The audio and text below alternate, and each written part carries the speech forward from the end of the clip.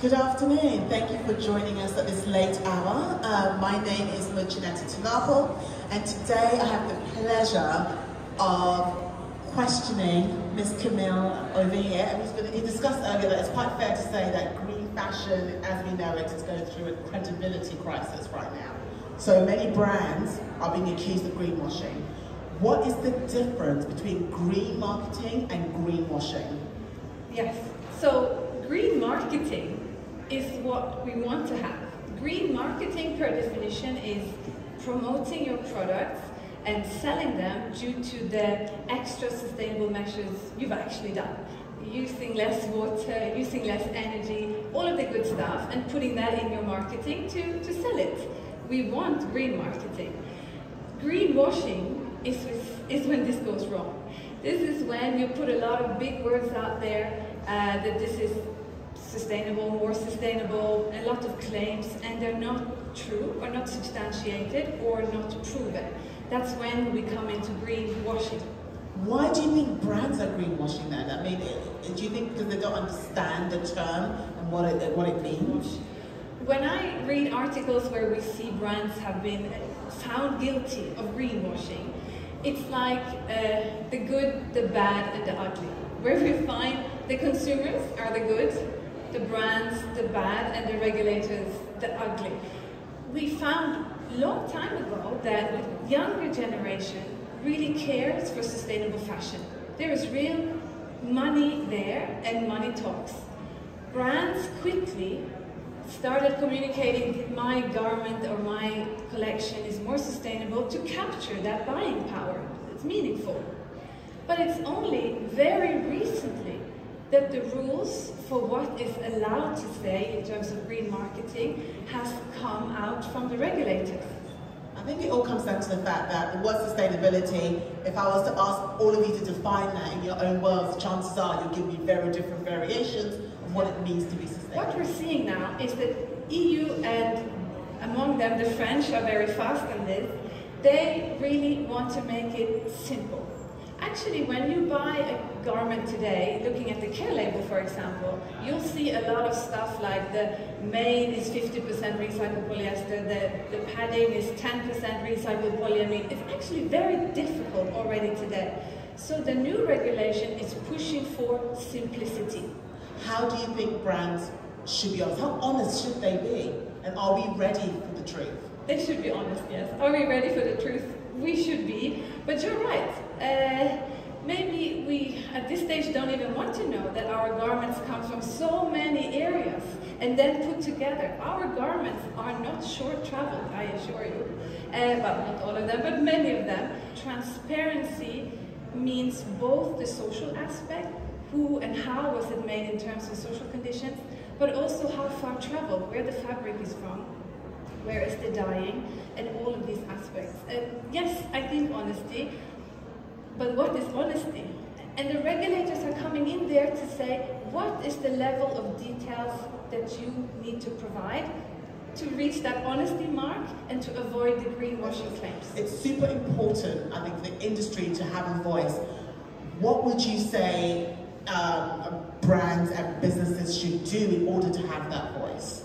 What are your thoughts on policy? What are your thoughts on legislation? Is this the way forward? Yeah. They need to give space for their employees to also be part of the webinars, the education, and also to want to network within the whole supply chain. Not just brands with brands or at the finished product, but also going downstreams towards the fabrics and the dyeing, but also end of life for the garment, the recycling. Talking about compliance and regulations, they're usually linked to sustainability because the biggest headache at the moment is trying to kind of figure out how you can not greenwash. So how do you, as a label and packaging supplier, deal with this to help brands? Yeah, so several levels of that. As a label and packaging supplier, we are part of this supply chain for the fashion industry. So actually the regulations applies to us as well. We also need to submit, for example, our certificates to prove our own claims that our labels and packaging are recycled or organic like that. This is one level. But a more important level for us is to provide the label and tags and packaging with this consultant advice. it's quite new, it's very different. We used to, yeah, show the product. Do you like this product? Do you like this design? Okay, here we go. And now it's not like that. It's like, okay, you like this box. Where are you selling your garments to? Okay, if you want this box, these are the environmental signatures you need, because this box at some point is going to end up as waste. We are producing stuff, unfortunately, that very likely will become waste. And each country now have rules on this. So when we sell a box, a polybag, a label, a tag, it needs to come with our consulting advice. Where will it go at the end, and how will you ensure the right environmental signature to ensure the best recycling, for example? Yeah. That's actually quite good. I wish every company did what you do. Instead of just selling a product, also give them kind of end of life instructions, because you're the best people to give that instruction, because it's your product, right? That's so true, because as EU is talking about the sustainability drive, they always talk about the design phase, the first phase. So we are the designer and the producers of this product, and we should give advice with our product when we sell it. Because you're right, we know it, we made it. We are responsible, like the fashion industry, to make monomaterial labels, tags and packaging. So that when you're talking about your collection to be circularity or recycle, you need labels and tags that fit the monomaterial you hopefully are using as well. Right, so we have had CSR for a long time already, and the UK and US anti-slavery acts are not new. Yeah. Social compliance, so true. It's been there for a long time. Nobody can say like, what CSR, what? No, yeah. That doesn't happen. It's a big question, I had to read it. Exactly. Exactly. So basically, it used to be you collected social compliance audit reports. You know, that was a separate department in the companies, and they collected this thing, and that's how that was. And sitting on sourcing and procurement of fashion didn't have to, you know, go into those details. But that changed. Now, actually, the Norwegian openness law, they took this to the next level. They say it's not enough that a brand collects social compliance. No, the consumer should be able to say, I bought this jacket today, whatever, and now I want to know which social audit reports are directly linked to this. How can brands kind of keep up with that? Because I'm sure different countries have different rules.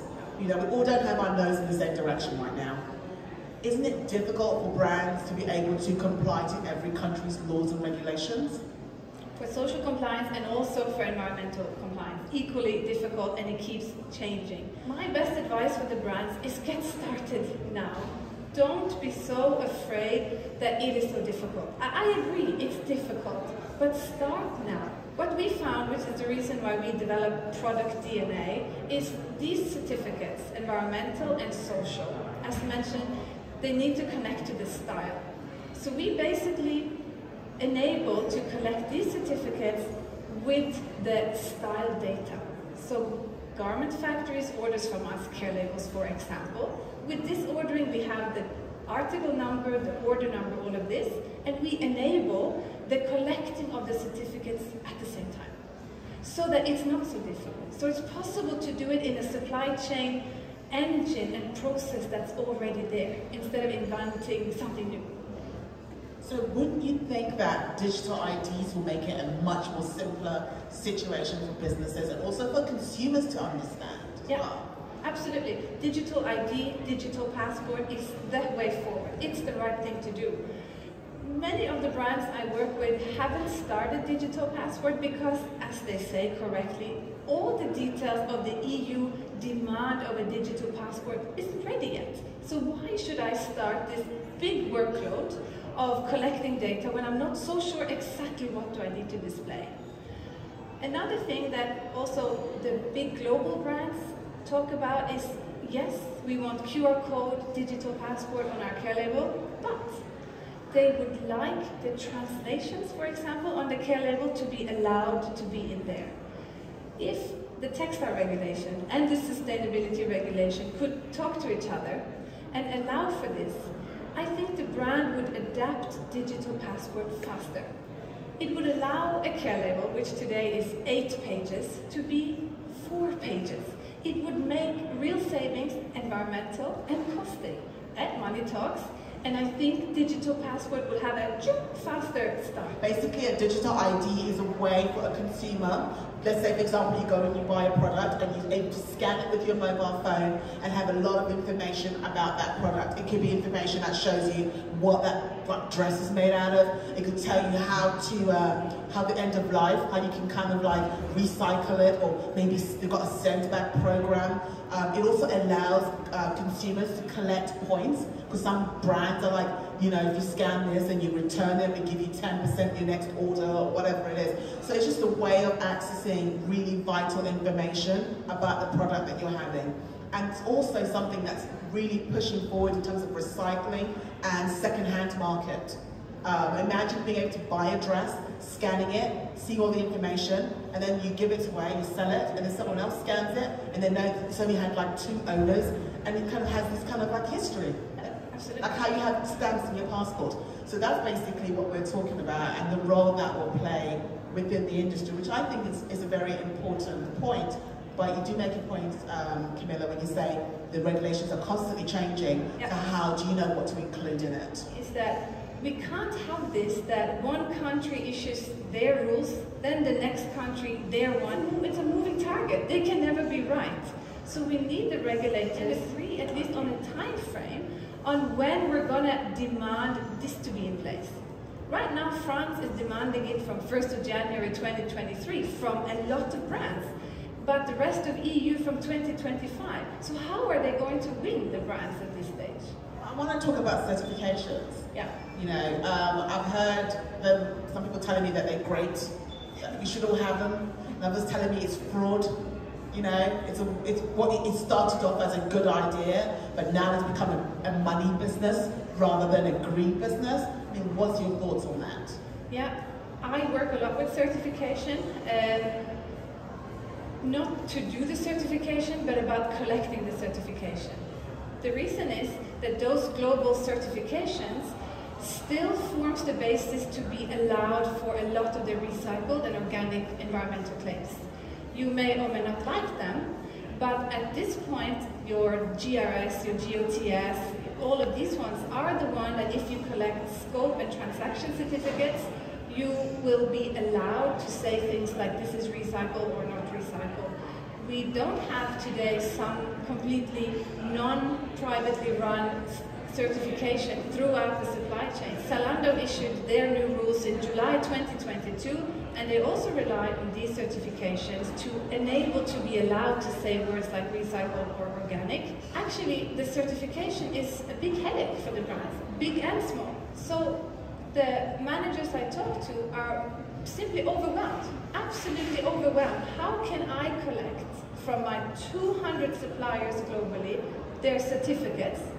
How can I ensure that the transaction certificate follows order by order? It is an overwhelming task, but to avoid greenwashing, you need to go this way. At this stage, this is what we have to rely on. As I mentioned before, we of course found a gap here, something we could help with, and that was to enable the collecting of these certificates with the ordering of the labels and tags, to put it all together in one platform, letting the brands use an already process that's there. Your garment factories are ordering labels. They do it online. Now they add the certificates in there and we can connect the dots across the line. I want your opinion on something. I recently wrote an article on the EU's new textile strategy, yes. Basically putting down points that people need to know about it. One of the points that stuck out at me was the tax, of the kind of taxing the companies that don't comply heavier and the ones that are complying less tax. I mean, what do you think about this strategy? Is it something that would work? Because I'm sure that there's companies out there that will try, but it will take them a bit longer. So they're going to be heavily fined for something that they are trying to do, but yeah, it's taking them a while. I think it's right. I don't know if that's a good answer or not, but I'm afraid it's right to tax, to use tax, money talks, to use tax. In the UK, they have the plastic tax, we just call it. So if you cannot prove 30% of the content is recycled plastic, then you pay a higher tax, or you pay a tax to put those goods into the market. And we, as a label supplier, have truly felt it. Our UK customer has been like, how much recycle is in it, how much recycle, I don't want this UK plastic tax, I want more recycled content. It works. I don't know if you want it to work, but it is like this. You're right, money does talk. When it comes to, I mean, one of the biggest questions I think to ask you is, why does it matter? Yeah, why does it matter? I mean, now we're on the whole global scale of things. It matters. We have seen the waste mountains of those clothes. Yeah? We know the textile industry is the 4th largest polluter. We need to recognize this massive problem. Something has to be done. So it matters for the planet. It matters for us as people, as consumers. This needs to be that we as a company have decided that we want to not greenwash, we want to make green products, and everybody in that company is the sustainability manager in all the things that they do. I like that. Everyone in the company is a sustainability manager. I quite like that. And the Generation Z will feel it. They will live it and feel it. They don't just buy clothes. You're right. They buy the experience and they buy the story. Again, back to our digital passport, where they can scan and they can just join the journey of this product, of how and where it was made. But then we need to be able to understand the level of honesty and what does it mean. If we're going to reach green fashion and sustainability, we need to allow for one step at a time. I think new brands maybe who get started now, they should consider blockchain to start with, but a brand who already sells 50 million garments and never did blockchain, they cannot just turn around their business and do blockchain now. It's not going to work. Then they must stop their business. So in my daily life, I work with what I call real world scenarios, not perfect world scenarios. And those are the purchasing managers who needs help today. Like, I source like this, and now I need my certificates to follow so that we don't get green claims. And yes, that's what we need to do. We need to solve it with this, which is not as amazing and beautiful as blockchain, but it is the real world that we also need to address. That's a very good answer, actually, with regards to it, because, you know, technology is usually an add-on for companies. And I really think that if you're trying to be green, it needs to be part of your DNA, part of your strategy. You need to really look at your customer and look at how you do business and then change it accordingly. What the new green regulations are doing is leveling the playing field. It has been so unfair for a long time. So the competitors are saying we're doing all of this, we're doing so many good things, and then we look at ourselves and we're obviously rubbish because we're not saying this, we're not doing this. But now the rules are out there, what you're allowed to say and how, and so we will be aligned, and it won't be those brands with the biggest marketing and PR muscle who will win this game. Instead, we all have to do the same thing, say the same thing, and then let's see who will win.